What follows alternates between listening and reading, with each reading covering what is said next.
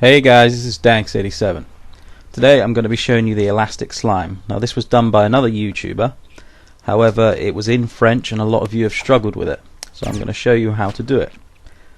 This is not identical to his method, it's a kind of simplified version that I kind of prefer and is a lot easier for you guys to do.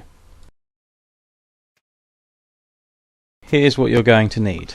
You're going to need one occupancy tweaker, a tag, a grab sensor, a sound, tag sensor, and a NOT gate. We're going to start off with a invisible material. Now if you don't have an invisible material, because I believe it was in a DLC, you can actually make invisible material yourself. You're just going to need an extra occupancy tweaker. So to make this invisible material, you can use any material you like. So I'm going to use cardboard. Place it down, make it a static object, and then just place your occupancy tweaker on it and make it 0%. So this means it cannot be seen in play mode.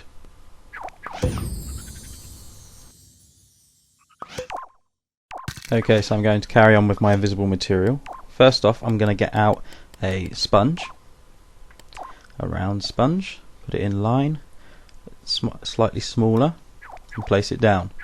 Then I'm going to connect them both using a spring.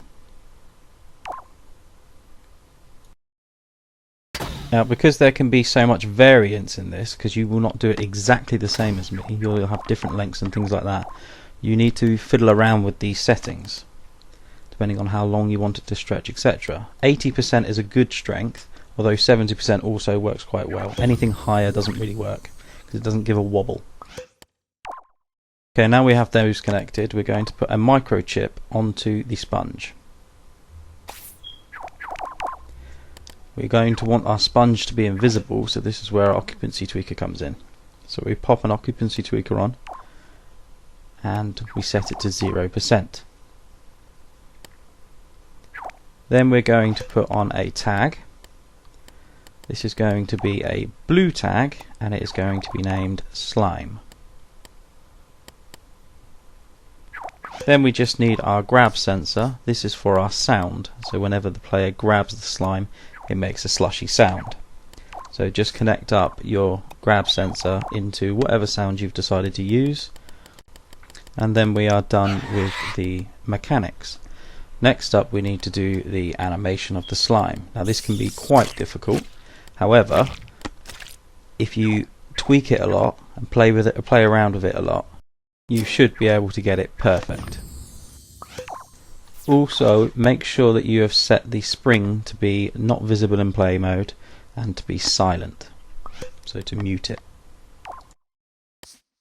Okay, now we're going to grab our decoration mount.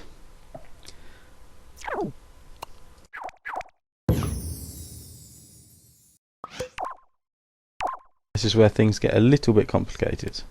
So I find that making it around 50% minimum on left and right will make it 40% up and down and about 250 up and down maximum.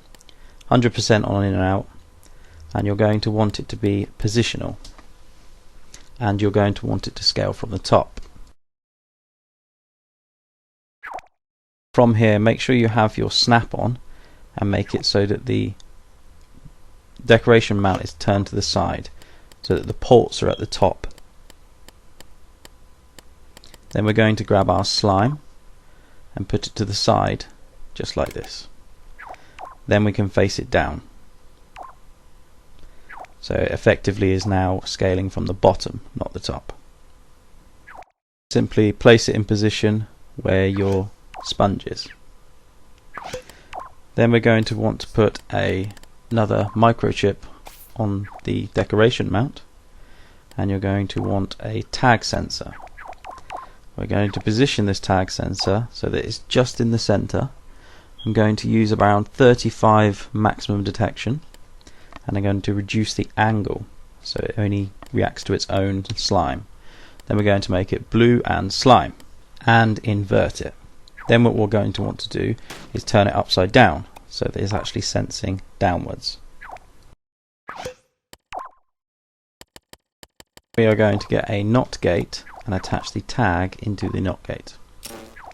Then we want to attach the tag into the up and down scale of the decoration mount.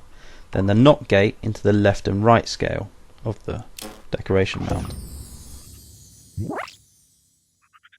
Press play, we can see the effect, so we can see that the slime is actually going past the sponge. So we just need to reduce the minimum to make it roughly the same. And that's roughly the same. So now when we test it, we can see that actually the slime is going past me as I'm holding on to it. So we actually need to reduce the maximum amount as well. In doing so, it will actually reduce the whole thing, so we need to put the minimum up as well. And here you can see now it's almost perfect. So the idea is to just tweak around with the scales and your strength in your spring to get it just right, so that it matches up perfectly. So as you can see, I actually go a little bit further at the end than that has stretchable scale. So we just keep playing, and you keep playing, and you keep playing with different settings to get it just right.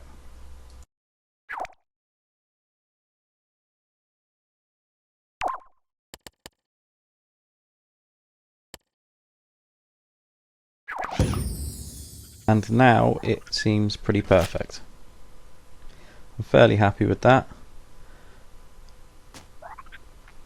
Also, to change the colour of your slime, you just change the decoration mount's colour. That doesn't mean stick a sticker on it. That means go into its tweak menu, go all the way to the bottom, and you have your colour range at the bottom. Then just stick the decoration mount to the invisible material. Then you can have something you can move around, put it into position, and we are done. And that is how you create elastic slime. Well, thanks for watching, guys. Keep tuned for more, and don't forget to subscribe. Cheers.